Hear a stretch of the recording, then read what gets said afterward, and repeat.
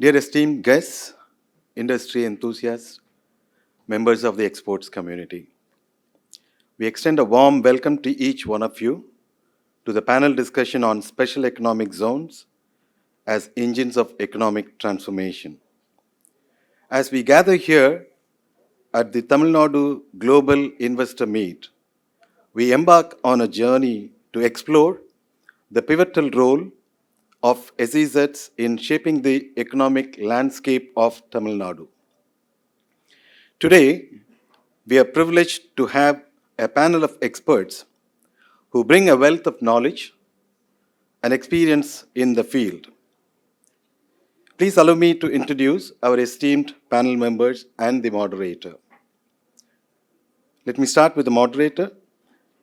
Sri Sunil Ralan is the founder and promoter of J Matadi Free Trade Zone Private Limited, which is India's first notified free trade zone located in Chennai. He is the founder president of Tamil Nadu Association of SEZ Infrastructure Developers and also a member of the governing council of the Export Promotion Council of Export Oriented Units and Special Economic Zones. May I welcome Sunil Ralan, sir.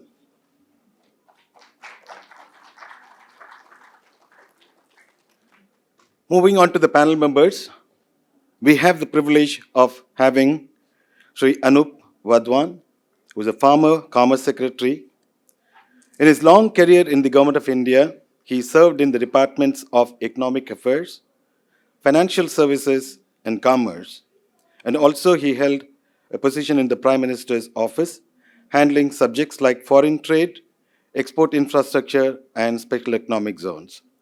May I please welcome Sri Anup Vadwan. Our next panel member is Sri Alex Paul Menon, who is a distinguished civil servant and a visionary leader, serving as the Development Commissioner of Madras Export Processing Zone, Special Economic Zone.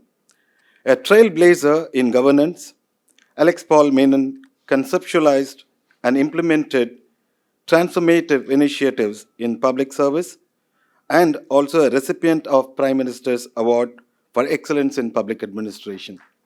May I please welcome Sri Alex Paul Menon.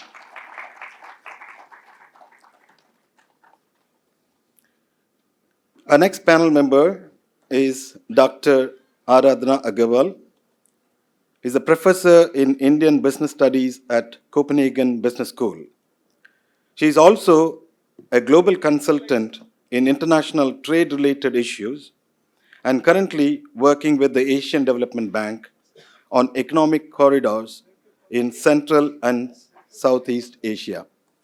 May I please welcome Madam Agarwal. Our last panel member today is Sri Arul Sambandam, Managing Director, Synergy India Ventures, which is focused on facilitating smooth entry of foreign investors into Tamil Nadu. Mr. Arul is an experienced leader with over 3 decades of experience who played a pivotal role in steering Indian and multinational companies towards success in this area. May I please welcome Sri Arul. Our distinguished panelists, industry experts, and thought leaders are ready to share their insights on how special economic zones can contribute to economic growth, innovation, and global competitiveness. Without further ado, let's kick off this enlightening discussion. Over to moderator, sir. Good morning, everybody, and it's a pleasure to see that everybody's assembled over here for this very interesting conversation and topic. I'd start with requesting the Development Commissioner, Mr. Alex Paul Menon, to give us a current overview on SEZs. Yeah, Sunil, as we spoke earlier, the whole entire idea of this session was to basically speak about the global value chains and, how the global value chains and the special economic zones are the best buddies. So I would really want to focus on discussing about how do global value chains see SEZs as favorable destinations and stick to that rather than speaking about SEZs in general? So if you see, India has been a latecomer to the GVC scenario, and GVCs normally thrive across geographies uh, that liberalize trade, reduce tariff and non-tariff barriers, and who implement trade facilitation measures and protect investments. So a lot of FTAs have been going around, and India has also got multiple FTAs now. But we need to quickly catch up on the on reducing tariffs, improving infrastructure, and to produce and to actually provide a seamless investment facilitation measures and incentives, which will allow the GVCs to function efficiently.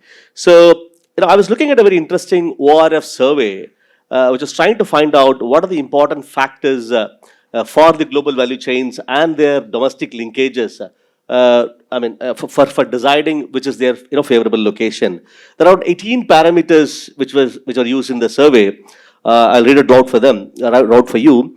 Taxation rules and policies, quality of infrastructure, stability in trade and tariff policy, access to capital, availability of raw materials, skilled workforce, tariff on finished products, intellectual property protection, cost of production, tariff on inputs, labor issues, bureaucratic and administrative procedures, political and social risk, investment protection, land acquisition, corruption, and absence of regulatory uncertainties, and lengthy customs procedures.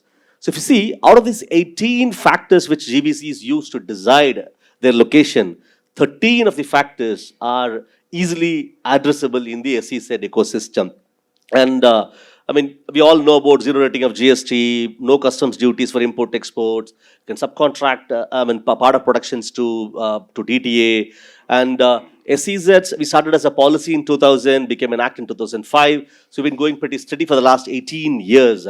Without being an act, it requires the parliament to amend it. But at the same time, we've also been taking up important transitions all the way in the last 15 years. And if you see, what governments could not achieve in the entire state, we've been trying to achieve in these islands of excellence in the SEZs, where both infrastructure as well as policy experimentation has been happening for quite a time. There is a recent, very important policy experimentation I want to just mention.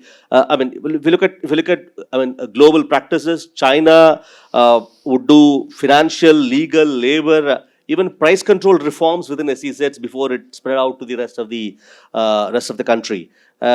Gift City recently, I think it's very important to know this. Gift City recently opened up liquor consumption within Gift City. Gujarat being a no liquor zone, it is quite difficult to take up such a policy measure. But just because it was inside an SEZ, they could actually fight the opposition, and because they wanted to provide global business leaders and global talent a lifestyle that is similar to the other leading financial and tech cities. So such policy experimentation is possible only within the SEZ ecosystem.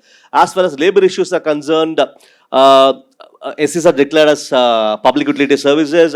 Employees are prohibited from striking, and they have to give, under the Industrial Disputes Act, they had to give a notice of 6 weeks before striking. Even during conciliation, they cannot go on strike without a 14-day notice.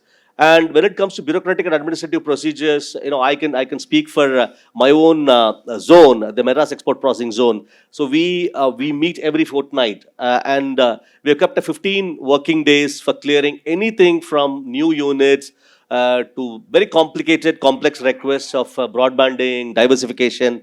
And our track record for the last 1 year has been 11 average working days in clearing the applications. And if you look at the customs procedures, we have a 24-hour clearance record, and the SEZs are also deemed ports under the Customs Act. And when it comes to access to capital, we are the most preferred destination for the FDIs, and we can. The SEZ units are allowed to bring in ECBs up to 500 million USDs without any maturity restrictions. You can credit all the receipts, 100% of it, to the EEFC, the Exchange Earners Foreign Currency Account. You can write off unrealized export bills, a lot of other parameters. So if you see, there are 147 countries in this world who have an SEZ policy of their own. So there are 6,000 SEZs globally. 4,750 in Southeast Asia alone. Half of it is in China. So if you ask me if the SEZs are the magic bullets for any economy, they aren't. We fundamentally create islands of excellence to specifically design and attract mostly GVCs. But the features that make successful SEZs are the same ones that are supposed to make the entire country successful. The zones that are successful are where the regions are also successful. So I would say that the conclusion is that if designed and implemented properly all around.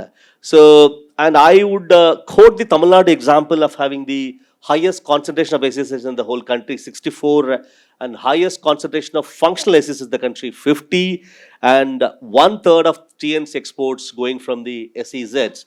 That itself is a stellar testimony to the statement of SEZs as growth engines. Yeah. Thank you, Alex. That was a very wonderful introduction. And I think you've summed up the starting point very well. You know, in Tamil Nadu, the state government has identified around 9 or 10 sectors, which are sunrise sectors, you know, starting from aerospace, electronics, renewable energies, and the list goes on. And we have a data up here on the background where you can see that the top 15 HS codes, out of which 9 are in the sunrise sector right here in Tamil Nadu, they contribute to almost 50% of the value of the global value chains. And 85 chapters will contribute to the rest of it. And as you can see, you know, the total value of the value chains is around $24 trillion. And out of that, China's contribution is around 3.6 trillion, and the ASEAN region is around 1.9 trillion, and India's has been 452 billion. I wouldn't lose heart at that, because that clearly shows the amount of bandwidth and scope that we have here in India to ramp up and grow our business and industry. And coming back to the Tamil Nadu perspective, if you look at HS code 85, what we are doing in India is around 26 billion, whereas the market potential for that is 3.5 trillion.